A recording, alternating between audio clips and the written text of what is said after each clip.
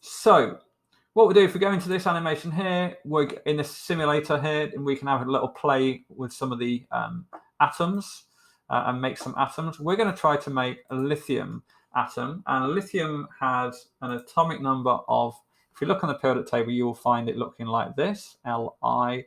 It'll have a 7 either at the top or the bottom, and a 3 either at the top or the bottom. These two numbers have no strict convention. Some people might say the 7's always at the top, 3's always at the bottom. Not necessarily true. They can sometimes both be at the top, or they can be switched the other way around. The point is, the bigger number is always, always, always the mass number.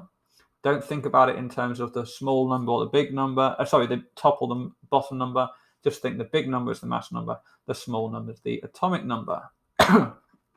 So we want to get a mass number of 7. The mass number is shown down here. So, and we're trying to make lithium. If I give it a proton, mass number goes up by 1, charge goes up to +1, and it's called hydrogen. Give it another proton, called helium, mass number's up +2. The charge is up to +2, and the mass number's on 2.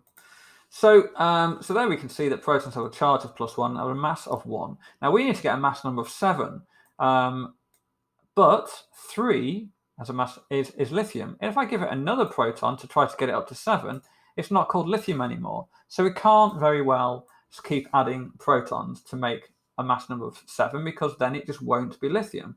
So what we do instead is we add neutrons. So neutrons also have a mass number of 1. But the difference is neutrons do not have a charge. Notice when I put the neutrons on, the charge does not go up.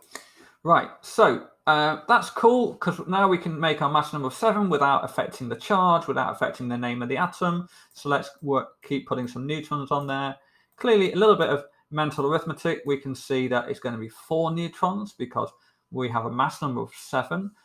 Protons have a mass number of 1. Neutrons have a mass number of 1. So we need 3 protons and 4 neutrons to make up to 7.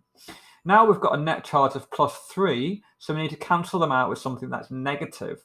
Well, let's see what happens when I put an electron there. Electrons are negative, so I'm going to cancel that out with the electrons. So to balance out the charges, we've got 3 protons and 3 electrons, and so they're going to cancel out with one another. And now we have a complete lithium atom. Now this bit over here, stable, unstable, that's actually, it says stable, but that's to do with radioactivity, not to do with building atoms and so on. However, if I started adding neutrons, it now says unstable. So that gives you a glimpse of what we're going to look at when we look at radioactivity. So adding neutrons is unstable. Adding lots of protons, well, that's also unstable.